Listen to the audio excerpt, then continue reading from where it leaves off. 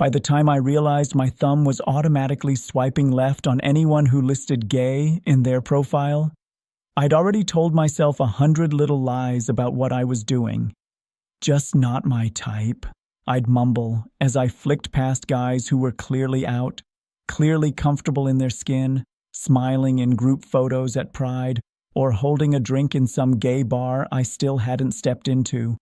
Then my thumb would pause on a bio that said straight, curious, or engaged, just experimenting, or the classic married DL, mask only, and something in my chest would light up like a slot machine hitting 3 cherries. There it was, the hit. I'm 45. I've been divorced for 6 years. You'd think by now I'd have a more sophisticated way of describing my love life than the emotional equivalent of buying scratch-off tickets. But that's what it feels like most days. I keep scratching at the fantasy of the straight guy who wants me, just me, and then returns safely to his world where I don't have to exist in the daylight. The thing is, I didn't start out wanting that. When I married Laura, I thought I was choosing the side of me that made sense. We were high school sweethearts turned college roommates turned might as well get married because everybody expects it. She is, kind, sharp, funny in a dry way that kept me on my toes. We built what looked like a solid little life in the suburbs. A tan house with navy shutters, 2 kids, a golden retriever who preferred her over all of us. The bisexual thing was always background noise, static, the occasional intrusive thought when I'd find myself staring too long at a guy in the gym locker room, or when I'd accidentally follow some fit neighbor's Instagram. I told myself it was no different from finding women attractive when you're committed. Look, don't touch. Appreciate, don't act. I stacked rationalizations like sandbags, trying to keep the flood away. And then there was Matt. He lived 3 doors down. Also married, 2 little boys who would streak down the sidewalk shirtless in summer, plastic lightsabers in hand. Matt had the whole dad thing going. Backwards baseball cap, cargo shorts, a collection of beer t-shirts that looked like they belonged to his college days. He was the guy coaching t-ball, organizing block barbecues, borrowing tools he probably already owned just to stand in my garage and talk. I still replay that night in my head in embarrassing detail. The thunderstorm rolling in over the cul-de-sac, the kids tucked in, Laura at a book club, Matt wandering over just to hang. We were in the garage, rain hammering the driveway, a game on the small TV I kept on a shelf above the workbench. We drank IPAs, then whiskey. Our knees brushed. He didn't move his away. I didn't either. I wish I could say it was some grand romantic moment, but really it was 2 middle-aged dads, drunk on a Tuesday, pressing up against each other among boxes of Halloween decorations and old baby clothes. There was a smell of motor oil and wet cardboard, and my heart beating so loud I was sure the neighbors could hear it over the storm. What we did wasn't elaborate. It wasn't even all that good, if I'm honest. All fumbling and nerves and whispered, "This is crazy," between half laughs. But the feeling afterward, that was seismic. Sitting on overturned paint buckets, breathing hard, our hands still touching. I remember the way he kept saying, "I've never done anything like that before." Like a mantra, like a spell, as if repetition could undo it. And for me, it was like getting confirmation of something I'd spent my whole life trying not to know. Men like him could want me. Straight men, or straight enough men, could reach for me in the dark and still call themselves straight in the morning. I could be the exception that didn't require renaming their whole life, or mine. We would have kept it secret if we were smarter, if I were smarter. It was 3 weeks later when Laura found the messages on my laptop. I'd left them open like an idiot. A string of late-night chats with Matt that were half dirty, half terrified processing of what we'd done and wanted to do again. She read them, all of them. She told me later she couldn't look away, the way you can't look away from a train wreck when you're standing on the platform. The fight was short and brutal. Not a lot of yelling, but the kind of quiet fury that makes you feel like the air's been sucked out of the room. "Are you gay?" she asked. standing in the doorway of our bedroom, arms folded so tight, her knuckles were white. I'm bi, I said, tasting the word for the first time out loud in that context, like I was testing whether it would explode in my mouth. I always have been. I thought I could choose. I chose you. I still choose. She flinched like I'd slapped her. You chose to lie. You chose to cheat on me with our friend. You chose to blow up our life. We tried counseling. We tried separate bedrooms. We tried pretending it was a phase, a midlife crisis. But within 6 months, the divorce papers were filed, and a year later, I was moving into a beige apartment with cheap blinds and a lease that felt like punishment. That first year after the divorce, I swung between numbness and desperation. When the kids were with me, I built elaborate routines. Pancake Sundays, movie nights, new bedtime stories. When they weren't, the apartment felt like an empty stage after the actors had left. I'd sit in the quiet, hear my own heartbeat, and then I'd reach for my phone. I downloaded every app I could think of. Tinder, Grindr, Field, some I'd never heard of, recommended by forums I fell into at 3 a.m. I made a dozen profiles and deleted them and made them again. I told myself I was exploring. I told myself I was finally being honest. What I was really doing was honing a very specific radar. It didn't take long to recognize the patterns. The guys who listed gay and had a grid full of shirtless photos in obvious gay bars, laughing, messily confident, those made me nervous. They looked like they knew what they were doing, knew who they were. I didn't know how to be around that. Next. Instead, I was drawn like a magnet to profiles that felt like Matt's shadow stretching across the internet. Married, just curious, no drama. Engaged, looking for a guy to help me figure some stuff out. Just a bro, helping a bro. Straight, but open-minded. Don't want this to be a big thing. Something in me leapt each time I saw those words. It was like hearing my native language in a foreign country. Here were men who wanted me in the margins, in the dark corners, in the hotel rooms between conferences. Men who would let me be the quiet proof that their desire was bigger than the box they lived in, but not big enough to spill into their daylight. I became, for lack of a better phrase, a specialist. There were the ones who'd message me after striking out with women on a Friday night. Bar scene's dead, one guy wrote, an accountant named Brian with a baby face and a wedding ring he never took off. Guess I'm going home alone unless you want to keep me company, I'd joke back. I'm happy to lend a helping hand and mouth, as it were. He sent a laughing emoji, then his hotel address. We'd meet. There'd be the usual pretense. This is my first time. I don't usually do this. I'm not really into guys. Just you. I'd play my role. Calm, reassuring, never asking too many questions. Careful not to use words like us or again unless they said them first. Physically, it was fun. Sometimes it was great. I'm not going to pretend I didn't enjoy the way they looked at me, the way they'd grip my shoulders like they were hanging off a cliff edge. But the real thrill was always somewhere else. It was in the way they'd say, I don't even look at other guys, I swear, like I'd won some invisible contest. It was in the way they'd text me days later to say, thinking about that night, like I was a secret they were proud of and ashamed of at the same time. Every time, I walked away feeling like I'd touched something holy and horrible, like I was the priest and the sin. The problem was, as the years passed, it stopped feeling like exploration and started feeling like compulsion. I noticed it first when my friend Javier tried to set me up. So, there's this guy from my running group, he said over tacos one night. Javier's been out since college, the kind of queer person who seems born at ease in their skin.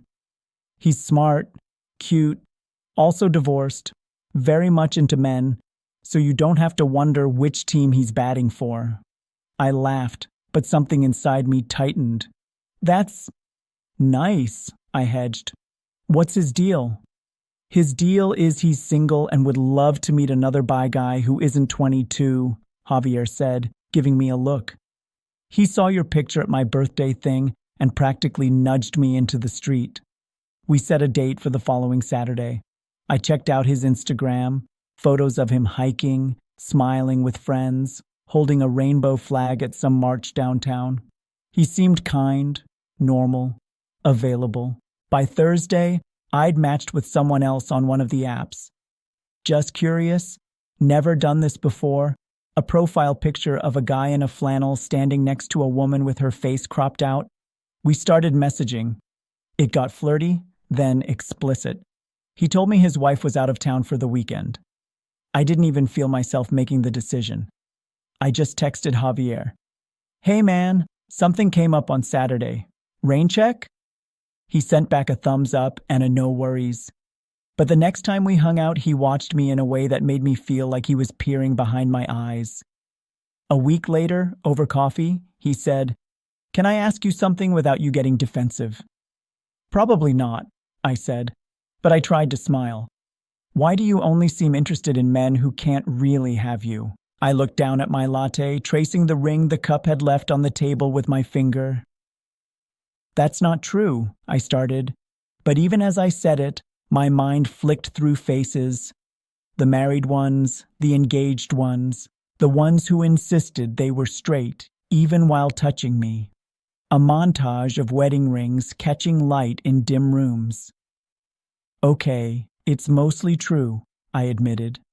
"Bi men date men," he said gently. "They build relationships with them. They hold hands in public. You know that, right? This isn't your only option." "Yeah, well, those guys don't seem to like me." The words surprised me as they came out. Javier raised an eyebrow. "You mean they don't fit the story you've written," he said, "about straight guys and how their desire somehow proves something about you?" I bristled. "It's not like that." But it was. And the more I sat with his words, the more they started to itch under my skin. There was a pattern, and it wasn't flattering. I was fetishizing straightness, or the idea of it. I was chasing men who treated their attraction to me like a detour, a one-off, a confession that could be neatly folded and tucked away. And worse, I was treating queer men like the vegetables on the side of the plate. Good for me, probably, but not what I craved. Once I saw it, I couldn't unsee it. I'd be in bed scrolling and catch myself skipping right past someone with bi or gay in their bio to click on DL, just curious. At the gym, I'd ignore the guy with the little pride triangle tattoo on his calf and instead lock onto the one with a wedding ring and a frown. In my head, desire and danger were knotted together, and safety, openness, clarity felt boring. Of course, I told myself stories about that too. I'm helping them, I'd think, when some guy vented about his frustrations with women, about how dating apps weren't working, how he felt invisible.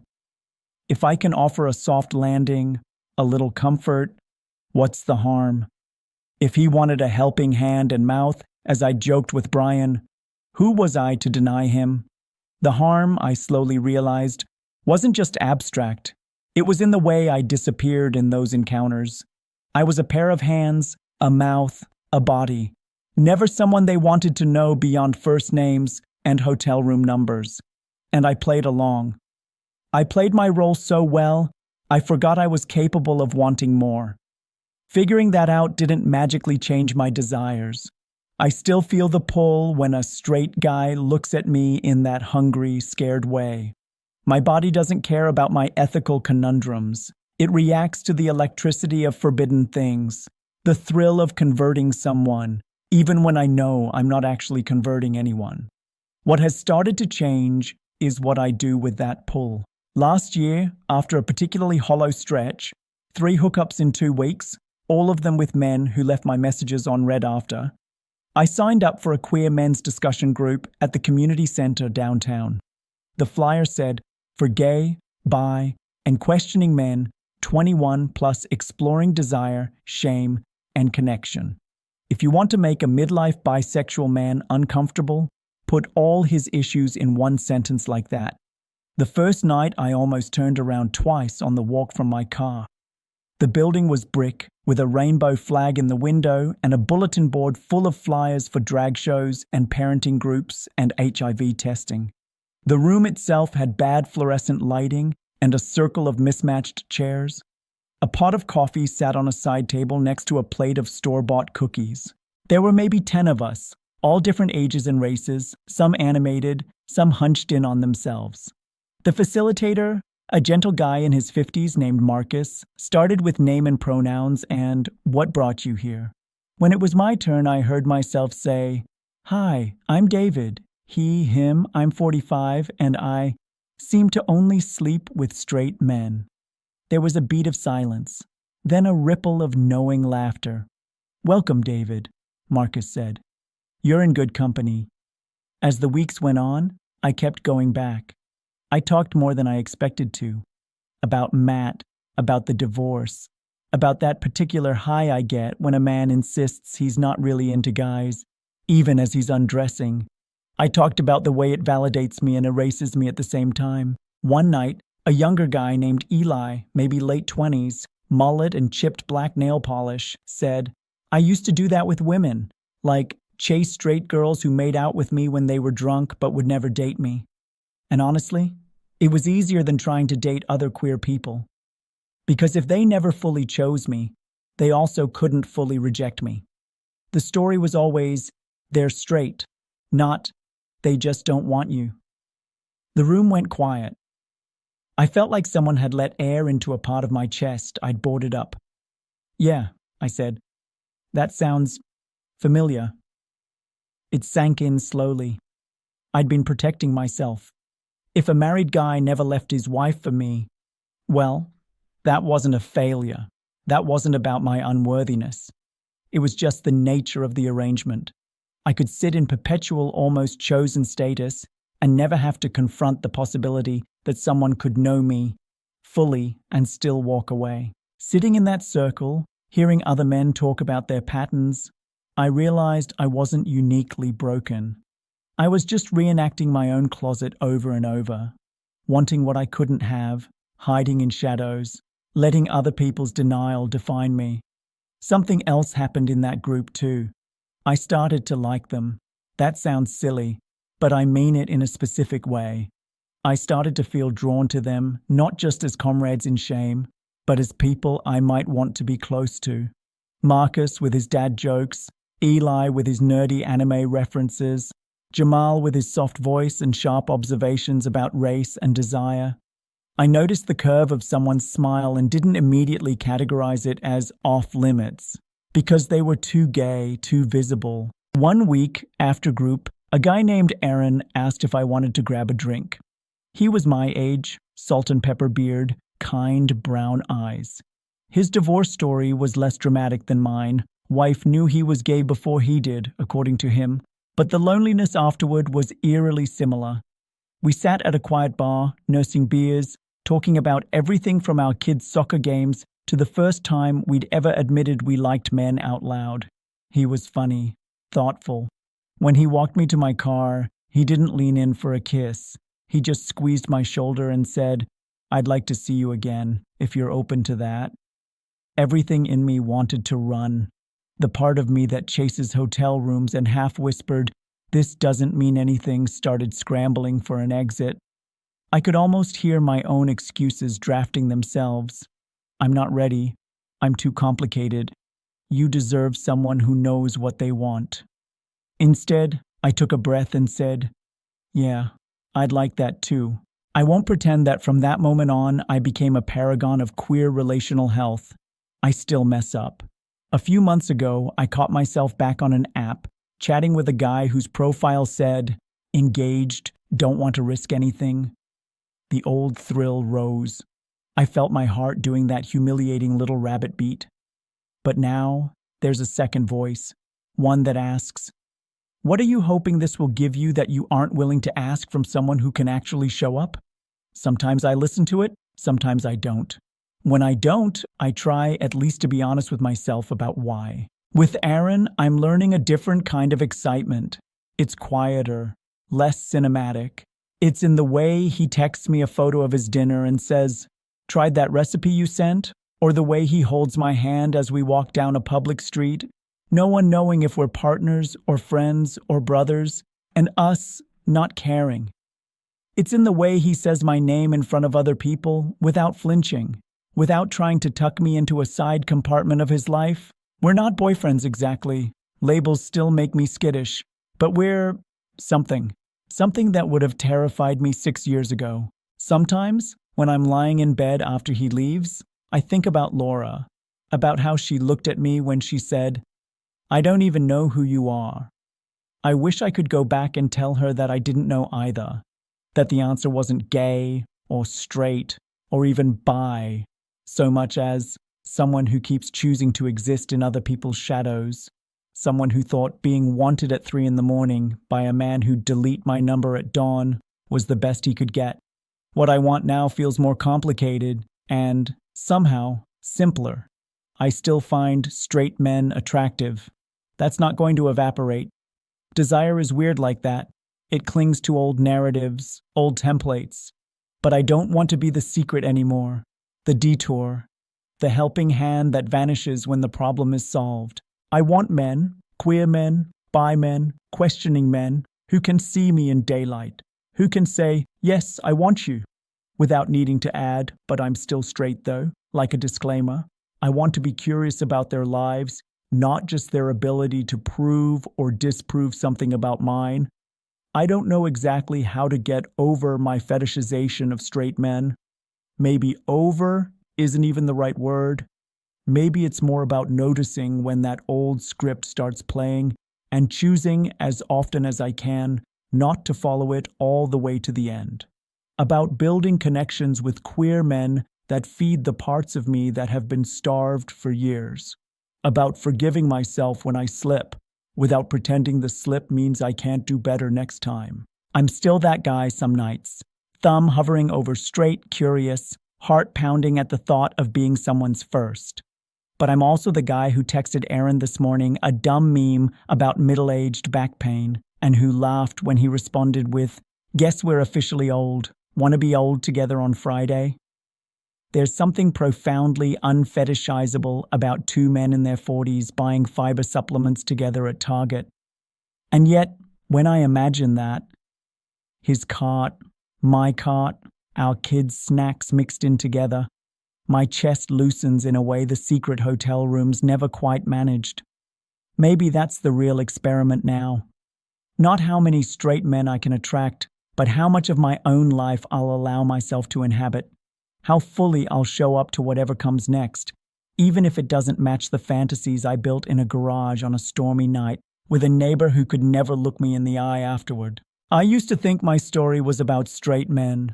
Now I'm starting to suspect it's about me, learning, at 45, how to want something that might actually want me back.